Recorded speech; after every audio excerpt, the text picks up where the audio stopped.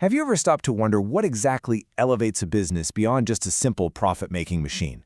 I mean, what's the actual mechanism that transforms an organization into a true social and developmental institution?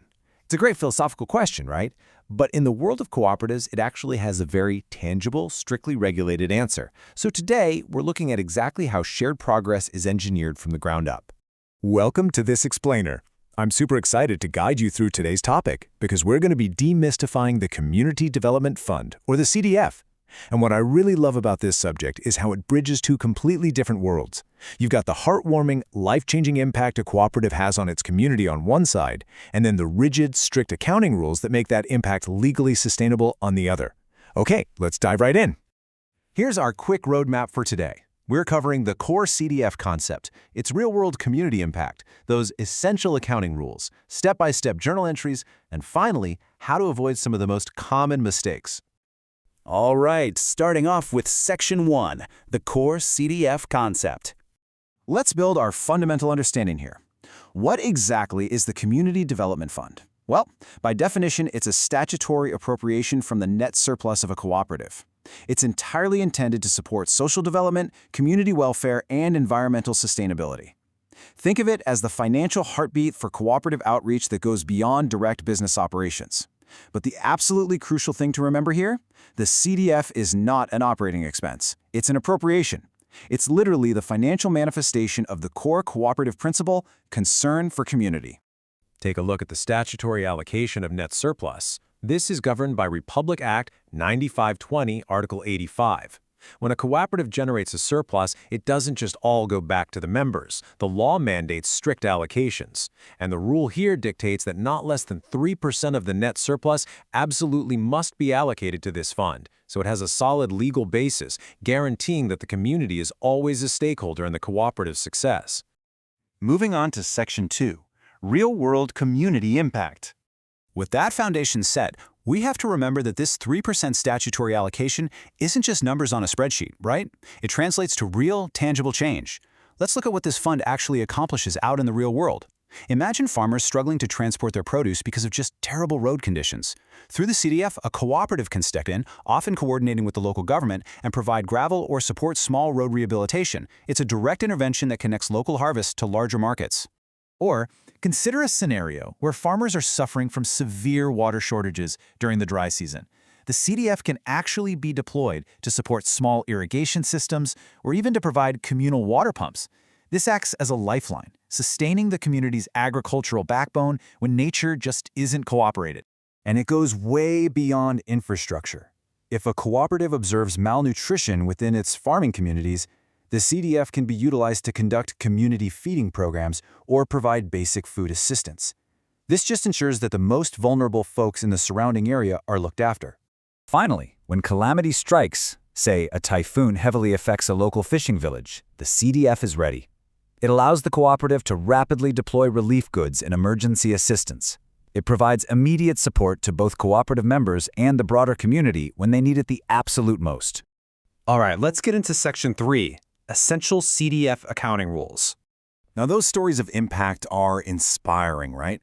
But to keep making that impact, we need some very clear boundaries.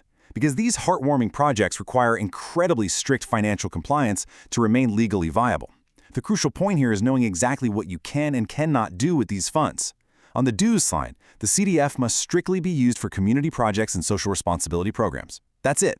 On the don't side, you absolutely cannot use these funds to cover regular cooperative operations, you can't use them for profit-generating business investments, and you strictly cannot use them for personal or individual member benefits. The fence around this money is very high and it's very clear. But you know what happens if a cooperative doesn't spend its entire CDF in 1 year? Does it just vanish? Not at all.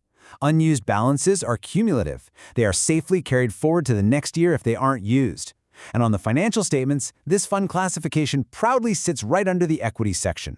It basically represents a growing reservoir of community potential that never expires. Next up is Section 4, Step-by-Step Journal Entries.